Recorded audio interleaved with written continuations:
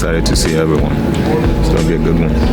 Feeling good about this one. Feel like this is the one that's going to connect the entire community together. We're bringing it to South America and to the world. All right, guys, let's start the show.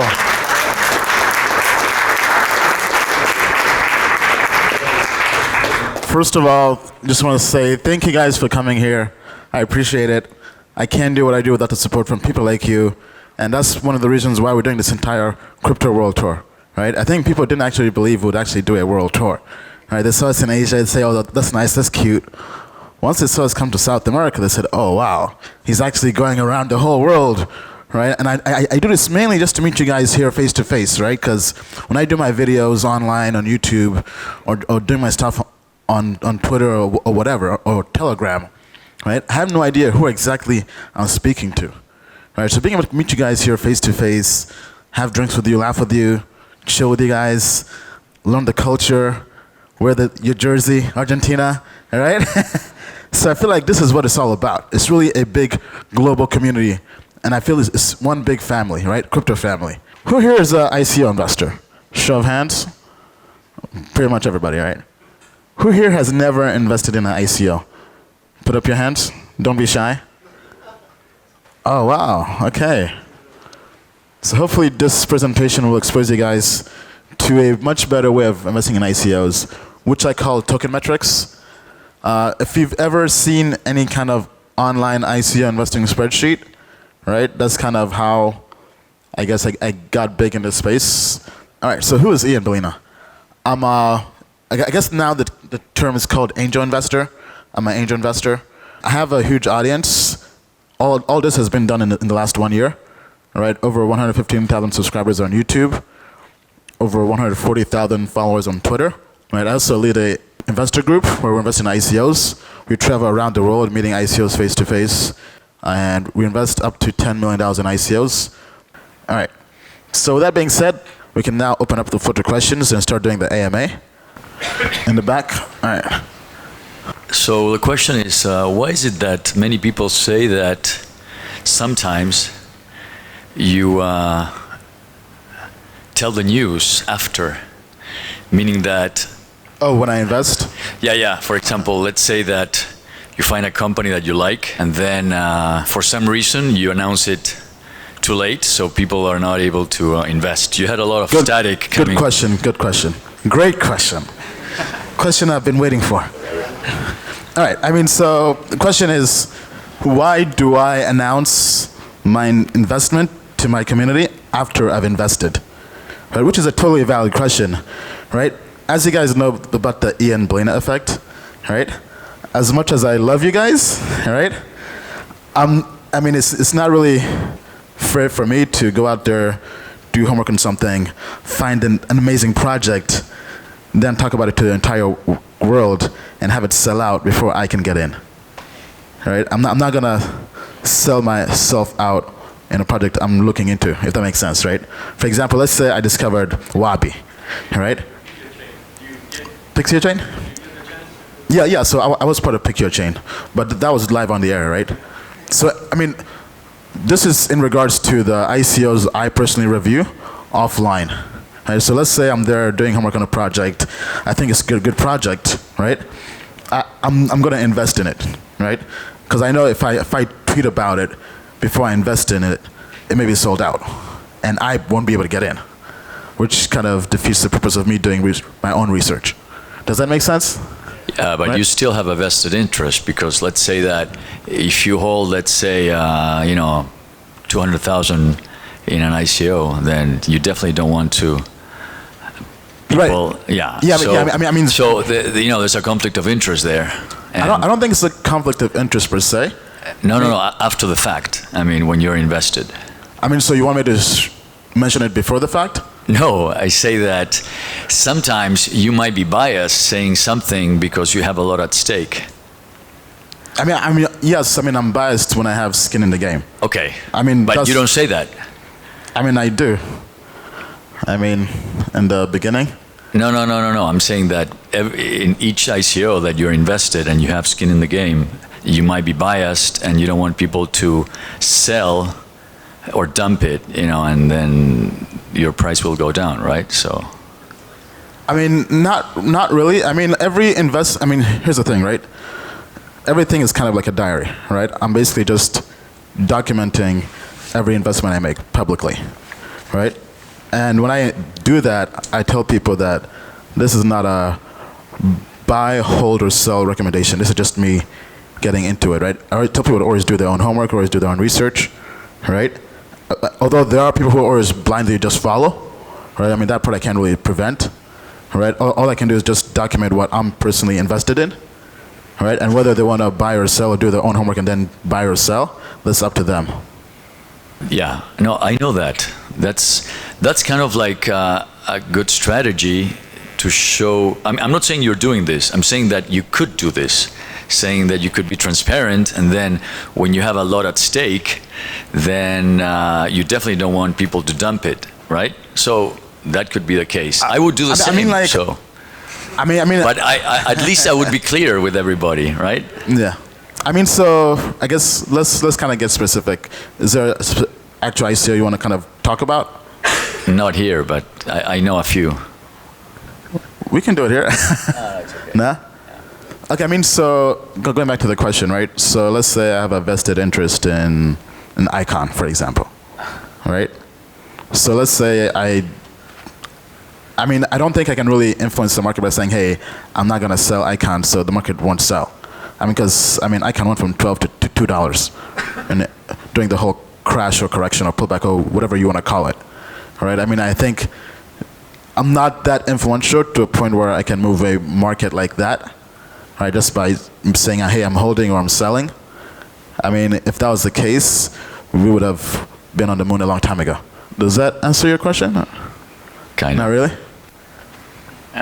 Kind of, yeah. I mean, so what? Ask your question again. No, I'm basing, everything I'm saying is based on the comments I read, and it makes sense. Everybody, you should be a little bit biased, because when there's a lot at stake, obviously, that you don't Right. Right? I mean, I would think that me having skin in the game, right, shows, okay, he has a vested interest, right? I mean, because most people, especially people who make content online, will have vested interest but not disclose that.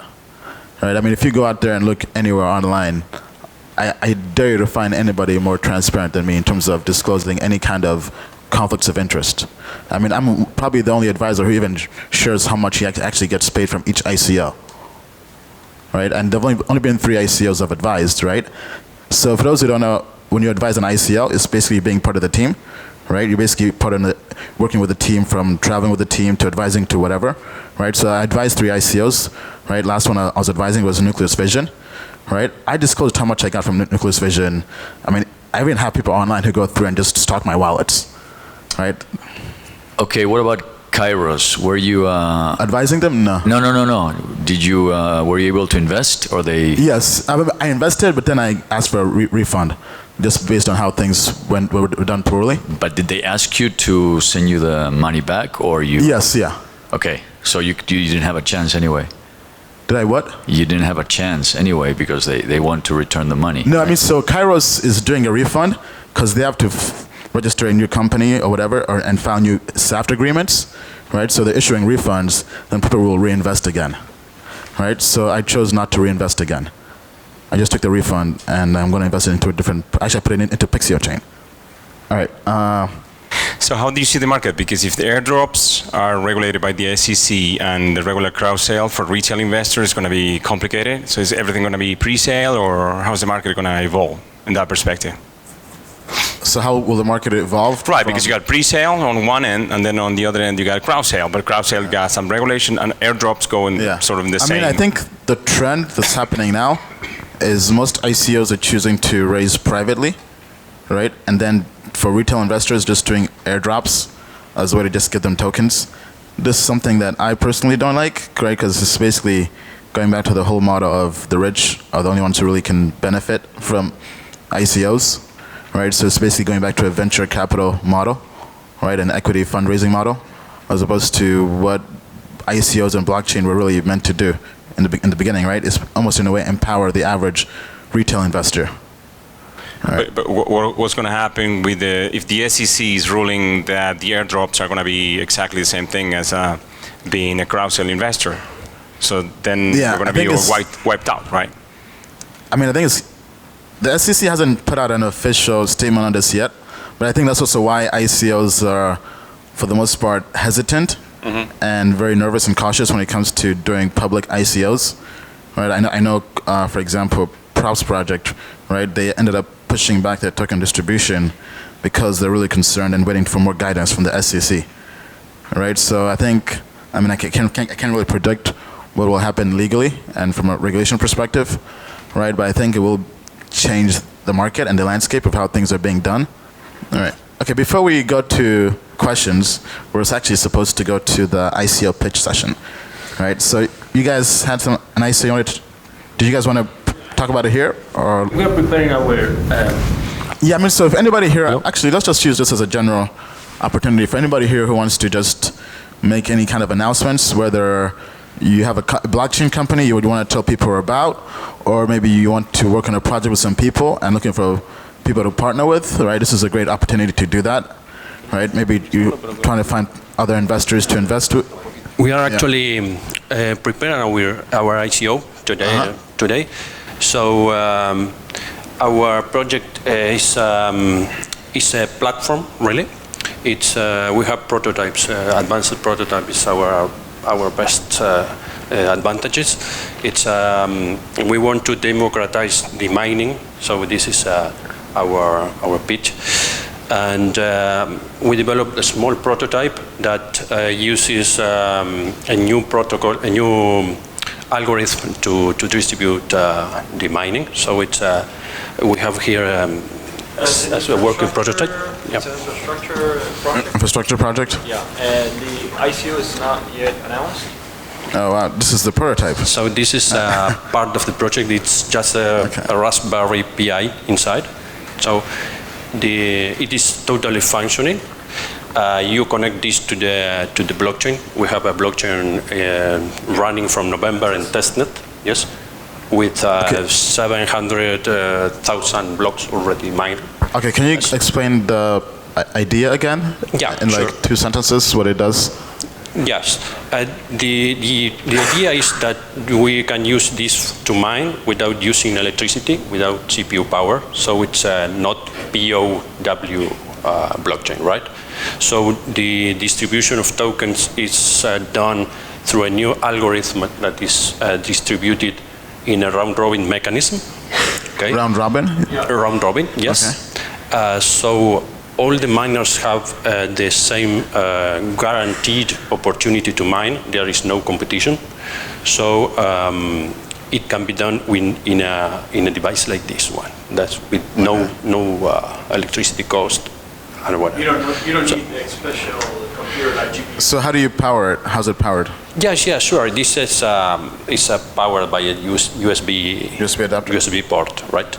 So it's connected to the. So it's a miner, right? It's a miner. Round robin mining algorithm or something. You said? That's a node for the blockchain, for our blockchain, and the advantage is all the miners don't compete resolving the algorithm. They just have a turn inside the round robin rotation. All right. You have a question for them? Yeah, sure. Yeah. If I buy more of these, will I get more coins? No. Yeah. Well, that's yeah. Actually, you don't need this to mine. This is just one example of what you would need, like a node without an advanced computer with a high, graphics card. It's just an example. It's also a parallel project that we have inside the project. Yeah, so your question surely is going to be that anyone will be mining with a device like this or with a computer, okay? But yes, we have a license so you can mine, okay? You have to pay a license to mine. So it's centralized? No, it's not. No, it's not. No, it's let's say Bitcoin. It's we all love Bitcoin, but we would say that it's decentralized, right? But in fact, it's centralized because it's so expensive to mine that it's concentrated in China and a few companies, what right? token are you guys mining? Your own token? Yes, it's a new token. Okay. Oh, okay, I mean, so, and you having an ICO, or this is just a... Yeah, we haven't started with the ICO. Okay, I mean, so you guys are basically making a brand new blockchain. Yeah, Yes. And this is just one of the miners or nodes somebody could use to mine that. And a miner that it's easy for a normal business to use, right? Okay. But anybody can mine in a computer, a normal computer, but everyone has to pay the license to mine, okay? So that's an initial node offering would be something new in the world. I mean, so how is your blockchain different from other blockchains? Yes, it's because it's the protocol. It's the algorithm is not a POW. So that's based on the algorithm? I mean, but I'm talking about like for the end user, okay, right? sure. Who's not a miner. Yeah. Why would they use your blockchain as opposed to other blockchains? Yes, we think that the problem that the blockchains and the cryptocurrencies are not getting to the mainstream is because they need huge equipment to mine, and they can't really afford to do that. But a normal business can use a device like this one and mine its own coins at the same time as accepting the coins, right? So they can really do it without any problem with that, okay? But that's still for the miner, right? Yeah, you don't get the... I mean, it's okay. I understand for the miner, but let's say, I'm guessing people can build dApps on your blockchain, right? No, not that. Not yet. No dApps. So it's not a smart contract. No, it's not a smart contract. So it's a currency, pretty much. It's a primary currency, and the platform can issue assets, smart assets. Okay, so it's already working that. Okay, so you can see the blockchain. Can also issue their property or their own tokens, like I don't know, like say miles for a airline company, something like this. So a company can also release their own smart asset to their own clients. So that's one advantage of our blockchain. So they can implement fidelity programs and all that stuff with the government. Advantages over top on Bitcoin is every block gets mined. The wrap, how fast they get mined. Transactions are confirmed in 15 seconds. So the fee is much lower, and it's going to be stable throughout the whole era of the blockchain. And well, this that he was saying about the mining, that's going to be equals for everybody, so you don't have to actually compete for the reward. But yeah, again, you need to have a license for mining, but it will be given to anyone that requests one, which the foundation will only do is like a background check and see it's not anonymous and something like that. So it's a public known person. We tested this in the market already, and we approached people from the market, beer market, from the wineries, and that kind of small business here in Argentina, and they really understand that this is easy to use and invest on us in an Agile investors stage. So we are very excited with this. It's yes, we raise money just from the bottom, I would say. So all right, preparing the ICO. Okay. Thank you for sharing that. All right. Anybody else with a project you want to share? Hold on. It is just a landing because we are launching the testnet on Friday probably. What's the site? It's CryptoCap, CRY crypto, PTO cap.io. Yep. So I know you are very interested into infrastructure projects. However, we will probably need your help here. This is a DApp, and I understand you love soccer. So this is the first World Cup prediction game with ERC 721, like CryptoKitties. So I will explain it just in 3 steps. So you are going to log in with MetaMask into this game. You will then build your own token, which means you are going to decide each match of the first phase, the 48 matches, with their results. Then you're going to decide to predict the brackets phase, and you will receive an ERC 721 token which holds your own predictions, okay? So with your token you have two possibilities. You can keep it till the end of the World Cup, and you will earn points depending on your prediction. If you are on top 10% of the different tokens competing between each other, you are going to receive a prize in Ether. The smart contract will send you directly, as you are the owner of this token, the prize that you own. Or during the World Cup, we are having an exchange, a secondary exchange, where you will be able to sell your predictions to another users. So for example, let's say we are in the match number 21, and you are number 1 in the standing positions. And the biggest prize for you as being number 1 is 200 ethers. So you might be interested in selling your token for 50 ethers, and there will be someone who is interested in buying your token for 50 ethers because you are number 1, and you might be finished on the first place and earn 200 ethers at the end.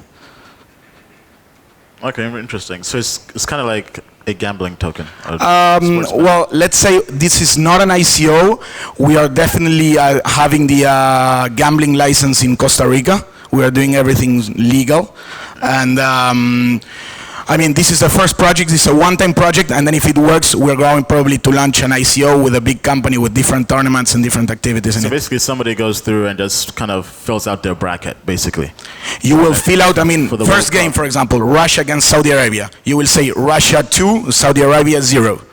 If Russia wins the match, 1-0, you will get 3 points only. If Russia wins 2-0, you will get 3 plus 7 because your result is correct, so you'll get 10 points. So the first phase will give you a number of points. Then you will decide the bracket phase, and at the end, you will have a number of points depending on your predictions. Okay, so there will be a couple of different positions here. First position will get, let's say, 10% of the prize pool. I exactly don't remember the numbers, but they are in the white paper. Second phase will get 8% of the prize pool, and goes on. So here's the white paper, if you want to check it out. Oh, wow. So we are becoming an all-star team. However, our advisors are all-star. The first guy there, he's an all-star team. He's one of the guys who run the Ripia Credit Nergo ICO. That's me. Okay. And then this week we are announcing another all-star advisor whose name is Santiago Siri. He's the founder of Democracy Earth. And then we are announcing 2 more guys as advisors, probably after the audit, which will be by April the 20th, April the 25th. And the game, the test net is launching on April the 5th, and then the real game is launching in 37 days. All right. Thank you so much. So,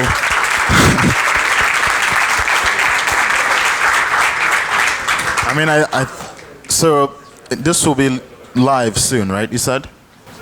April. In 5 days you get the testnet, and in 37 days you can start playing or buying your tokens. So I can go through it before the World Cup and make my bet. I'll place my... This will start on May 10th and will end 1 day before the World Cup. Before the World Cup. All right. I mean, if we can make money with it, I think we should do it. Right, Ugo? Yeah, for those who don't know, me and Ugo are going to the World Cup in Russia. So, I mean, it makes sense to try it out. All right. Anybody else with a project they want to share? Over here. Thanks, Ian. I have a cough, so if I start coughing, I apologize. It's No worries. pretty harsh, but... Okay, so as you were saying at the beginning, many companies, you look for them to have a prototype to start seeing if it's a good investment or not. In our case, we have a company that has 5 years already. We have a product on place. We have almost 500,000 downloads of our app, okay? And I'll tell you what is it about in English, then I can put a video for everybody to see that's in Spanish, if it's okay for you. Yes, yeah. I haven't prepared this speech for today, but I'm by the way, improvising. guys, if anybody prefers to speak in Spanish, we can have my friend Diego translate, right? So if you have a question you want to ask in Spanish, you can just ask in Spanish to Diego, and Diego will just translate it to me, if that's better for you guys. Okay, so our product is an app that's called Desblock. It has almost 500,000 downloads. It has 1 year since we uploaded in the Android Google Play store. And what we do is, what's the first screen that you see in your phones every day? The first screen that I see, my home screen? I mean, the lock screen, right? Lock screen, okay. So you watch your lock screen like 100 times a day when you want to look to the hour, to go into WhatsApp, Facebook, whatever. So what we have developed, it's a lock screen app that what we do is we offer users to lend us their lock screen app so we can share with them content, advertisement, service, questions, capture the data, and because of them sharing their data, we give them a reward. So we already have the app in place. We are going. I think this is Android. This is an Android app. Yeah, iPhone doesn't allow us to hack into the lock screen yet. But okay. So so iPhone users, my apologies. So we realize that many users in Argentina and all around Latin America don't have connectivity. I mean, they have a phone, but they cannot connect to the internet. But they are unlocking their phones every day, and when they get Wi-Fi, they try to scavenge that Wi-Fi. So on the other side, we have many companies that want to capture users' attention. They're trying to put their ads in mobile, and they're having lots of trouble capturing users' attention because users don't want to spend time watching an ad when they are with their phones, okay? So by putting an ad on the lock screen, we can assure the company, the brands, that the user is going to look at that ad and spend at least 5 seconds looking at it, and because of that, we give them a reward, right? So this reward that we give them, we want to transform it into a token, okay? Okay.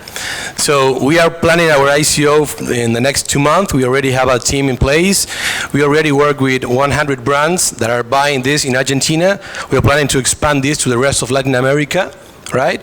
And we have 100,000 monthly active users. What we are looking right now is we are ending the phase of the white paper, the presentation, everything, and we already have the team in place, the developers. We have you all-stars in the team, and we are adding new all-stars. Some of them we cannot say the names yet because for confidentiality and because we haven't closed them yet. But I think we have the product, we have a good team. What were the other data points?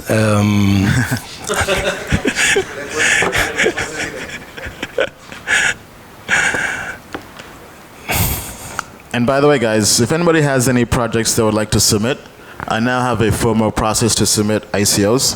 Right, just go to ianballina.com/contact and just go here to one of the questions. Right, will you review our ICO on your YouTube channel? Right, just fill out this form. And just, it basically goes through and just asks you guys for all the token metrics. Right? And then if it passes our grading system, we'll reach out to you guys to cover the ICO. All right? So if this is for anybody here, or if you have any friends or anybody who wants to submit an ICO for me to look at, this is the formal process, right? All right. Anything else you wanted to share? Or? I could spend like 1 hour talking about my project, but I mean, it's your. Well, thank you so much. Thank you. All right. Anybody else with anything they would like to share? Whether a project or anybody looking for other developers to code a project together, or any marketers in the room who want to work on a project or ICO or whatever? All right. No? All right, then let's go back to the AMA. All right, who has a question they would like to ask? I was wondering, what protocol are you going to use to create your own token? And as you have said that you don't want any profits from it, however, some tokens are tradable. So do you think the possibility that people with bad intentions can sell their token as a ticket to enter all your information? Yeah, I mean, so that's one of the things the SEC was telling my lawyer, right? That we have to ascribe the token a value, right? In terms of filing the actual paperwork, right? Because they view airdrops as securities because people can eventually trade them on exchanges, right, for money, right? So because of that, we have to kind of ascribe it a monetary value in terms of filing the paperwork, right? So the idea is people will access the spreadsheet app with the token, right? So only people in the community, right? So basically kind of going back to what he was saying earlier, right? It would be less influential, right? So, because one of the things that I'm trying to kind of go away from is being able to move the markets too much, right? So I want to kind of confine who has access to that information, right? But I still want it to be free, right? Hence why it's an airdrop, right? But although the airdrop will have a monetary value, or basically be like free money, right? And people can choose to keep the token, right? Because to access the app, you just have to have tokens in your wallet, right? Whether you log in via MetaMask or just by me or whatever, right? If you have the tokens in your wallet, you can access the app. If you sell the tokens, right, you would lose access to the app, right? So in a way, it's kind of like, hey, do you believe in the community and what we're doing, right? Or do you not believe, right? So that's kind of why we're doing it like that, right? So let's say somebody has a token for a while and eventually it ends up for some reason being worth a lot and they want to take profits or buy a house or whatever, they could do that, right? But they would also possibly lose access to the spreadsheet, right? Does that make sense? Yes, yes. Basically, I have two questions. One, the first one is, what is your opinion about EOS for the moment? And the other one, as a cryptocurrency investor, I would like to hear your market opinion about where we're having these days, this correction that has been very big, and what is your projections or your views of the market in this year? Yeah, so EOS, I love EOS. I'm very bullish on EOS. All-star team, Dan Larimer, all right, all-star, right? He's done two good projects in my opinion. I mean, some people don't like the projects he did because he kind of built them and walked away, right? With the Steemit and what was the exchange one? The BitShares, excuse me, right? And I think EOS was good. I was part of the ICO. I did sell my initial a while back, but I still hold some EOS tokens. All right, and I think it's gonna give Ethereum a run for its money once it comes out. One of my good friends, Assad, who's a blockchain engineer at IBM, has built some stuff on the EOS or the Graphene blockchain, right, from Steemit and BitShares, and says that it's a really good technology. Right, so from the developers I speak to, they're very, very excited for EOS, right? So I think the technology, right, based on their credible history from other projects, I think they'll definitely give Ethereum a run for its money. Right, so it's something I'm very, very bullish on EOS. That's why I haven't sold any of my tokens yet. I'm just going to hold that as a long-term hold. Now, in terms of the market, what's the question again for the market? Yeah, I mean, what is your view, your? I mean, at this point, in my opinion, I mean, it's been rough, right? I think ever since the futures market opened, it's been tougher, right? From talking to my friends, like I have a friend of mine who's a trader, and he says, once the futures market opened, it came to a point where now basically large-scale investors can really short Bitcoin, right? So I don't think the growth is going to be there as much in the sense of Bitcoin going from like 1,000 to 20,000 just like that, right? It's going to be a lot slower, all right? So I don't think we're going to have any of those fast gains, and I think who here saw the article about the crypto cartel, right? I mean, some of the points seem very much like a conspiracy theory, right? But I mean, some of the stuff is true. I'm personally trying to make adjustments now, right? Knowing that there are large actors that could possibly move or manipulate the market, which happens in every market, right? Not just crypto, right? But I think this is something crypto retail investors have to now take into account, right? To a point where I'm looking to actually add traders on my team who can help with stuff like that to really, for the most part, take profits knowing that, hey, somebody could just be shorting Bitcoin, like whales or institutions could just be shorting Bitcoin or whatever, right? So it's something I'm trying to adjust to and adapt to as well, in the sense that now going forward, right, we know that we have the futures market open, so we have to be cognizant of that as we're investing in ICOs and doing stuff like that. Did that answer your question? Yeah. Thanks. All right, thank you. In terms of ICO launches today, it's the success rate of the ICOs decreasing, or it is stable? What's your view about that? Are ICOs reaching their soft cap? Yes. There are much ICOs not reaching the soft cap, I mean? Yeah, I think in this market for sure, absolutely. I think it's kind of, in a way, goes based on market sentiment, whether it's a bullish market or a bearish market.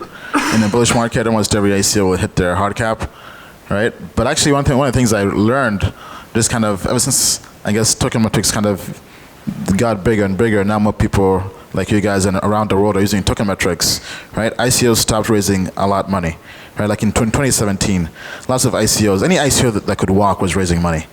Because people thought, hey, this ICO has a lot of hype, a lot of interest, it must be a good ICO. But now that investors are getting more educated and smarter, right, and actually asking, hey, what are the token metrics?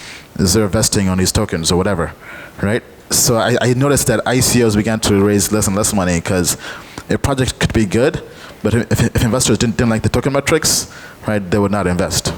And for example, like I know like Definity and Hashgraph, those are great projects, but token metrics are not really attractive, right? Or for example, who here was part of the HEREIN ICO?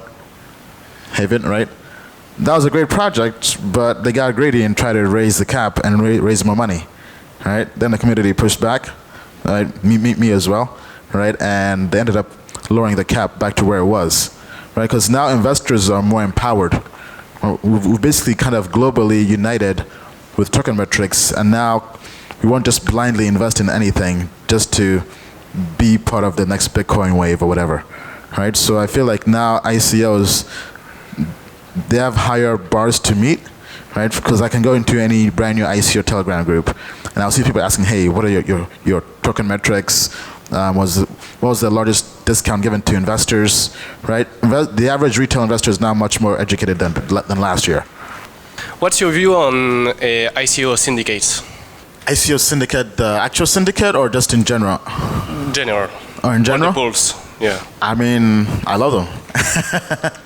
I mean, for me, right, and my first ICO syndicate group was for Civic, right? We just came back from Token Summit. We met Vinny there, who was a presenter. And the Civic ICO was a project I really wanted to invest in, right? I believed a lot in Vinny and the project.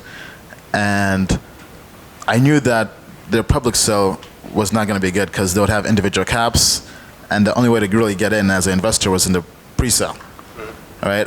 But they had a minimum of raising $150,000, and we didn't have that much money, right? So me and my friend said, hey, you know what? What if we just put our money together and pool to meet the minimum requirement to get into the pre-sale, right? So that was our first time trying it, and after we did it, we were like, wow, that's really powerful. So we began doing that for a lot more deals. Right? And basically just became a bunch of angel investors putting the money together to invest into these ICOs. And we also noticed that we could now really get better terms, right? Because as you invest more money, ICOs give you better discounts and terms, right? So it's come to a point where it's something I think I love, right? Actually, who here has used primablock.com?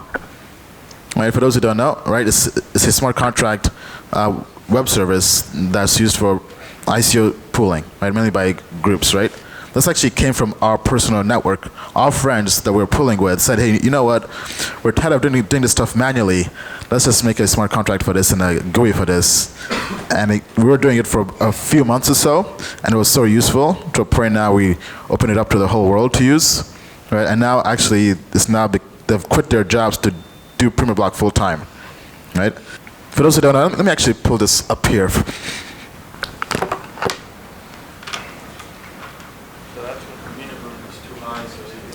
Yeah, so for example, most ICOs now, right, will ask for $100,000 to $500,000 minimum investment. Right? If you don't have that much money as an individual investor, you can pull together with other investors to invest. Right? I mean, so this is a site, right? So you go through here and basically create pools. It's basically a smart contract for pooling, right? You send your Ether to an Ether address. Then once you have all the funds raised, you can then send it to the ICO. Then once the ICO is over, they'll send you the tokens to the address. Then tokens will be passed out to everybody proportionate to their investment amount. Right? It's very, very powerful software, and it's basically been going viral. Like if you look at the stats here, based on SimilarWeb, they're getting over 500,000 people going to the site a month. Right? So it's a pretty powerful site. And it came from our friends just having a need. We got tired of manually sending out tokens. All right, who has the mic? Anybody else with a question? Yeah, go ahead. I wanted to know if, as part of your token metric system, you took into account if it was a security or a utility token, if you have any preference. I mean, not in terms of scoring, but it was something I would just kind of keep track of, right? I personally try to avoid security tokens, right? Because I know it's going to be harder for them to be liquid on exchanges, right? Like most exchanges nowadays, especially those in the US like Bittrex, will not touch a security token, right? And neither will Binance and other exchanges for the most part, right? So they basically get stuck on just Ether Delta or IDX, right? So they're not very liquid. That's mainly why I personally avoid security tokens. Right? I mean, Kairos was an exception because who here has heard of Polymath and T-Zeros? Right? Because they had some kind of partnership with that, but they had both a security token and a utility token, right? But in general, though, I avoid security tokens because they're illiquid for the most part. What do you think about the war the fiat market is driving against the crypto world? I mean, Visa banned, MasterCard already banned, some banks we tried to make some transfer from Argentina to some crypto investment, and they ban our transfer, and we had a lot of problems. What do you think about the banks banning? No, about the financial traditional system, war against the crypto market, and if you think someday we will win or we're going to lose. I mean, I'm personally very optimistic. Okay. And hopeful. I mean, some could say that's naive, but I mean, I'm very bullish long term on crypto and blockchain space in general. Okay. Right, but I can see definitely banks are trying to fight this. I mean, that's their business. Nobody's going to let their business just come and get taken away from them just like that. Right? Like especially with the banks, the card companies, right? How they're, I think like all the crypto cards for the most part, the main suppliers have been canceled, right? Right, they have to go out there and find new vendors. I know like SDK had a partnership with MasterCard, but that was a very tough partnership, right? All the other cards, especially those in I think the UK and other places, had to be canceled. I know in the US, lots of banks have been canceling people who transfer money for crypto to crypto exchanges, right? Which makes it very, very tough to onboard into crypto if your initial step, the bank, is blocking access to the exchanges, right? I know, like if you're getting money in and out from Coinbase, for example, some banks would just cancel the transaction, which is very, very tough because we need to have that infrastructure there for this to really progress and go mainstream, right? But I think eventually, if people as a whole revolt, right, the banks will, for the most part, have to adapt. Right, I mean that's why we see lots of banks trying to make their own blockchains or their own type of currencies, or even Ripple, right, or whatever. But I feel like if people revolt, they'll have to adapt, right? Because that's their customer, right? Because banking industry has really been the last industry to really transform or innovate.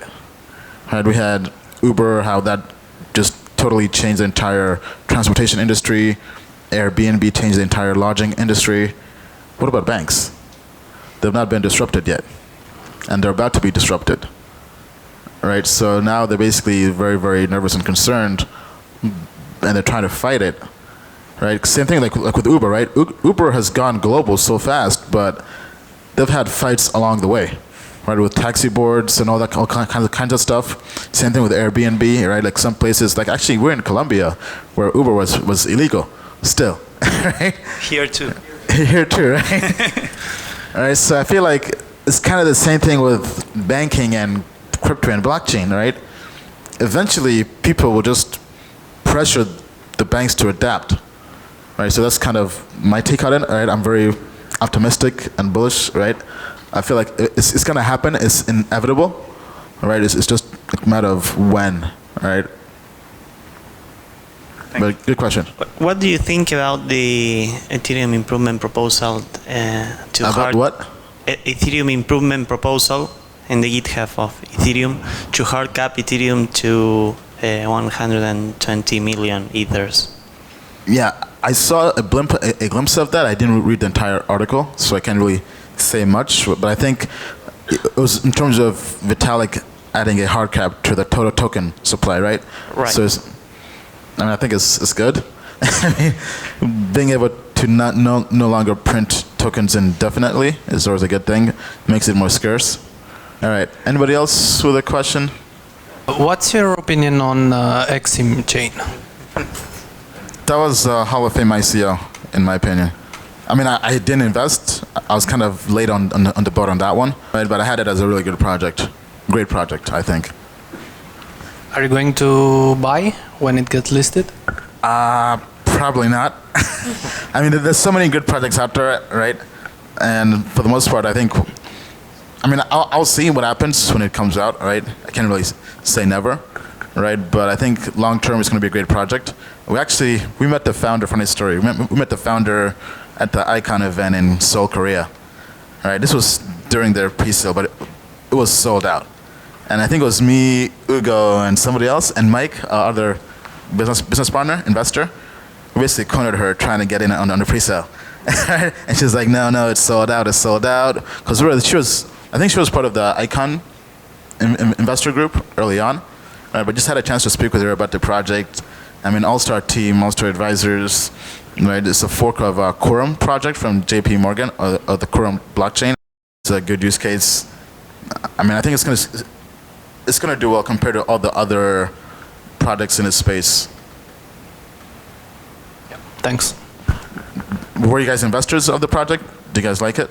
Yeah, I personally like it. I think it tackles a big problem of the supply chain, the financing of the supply chain, which is real. I used to work in supply chain, so I think it attacks a real problem. All right.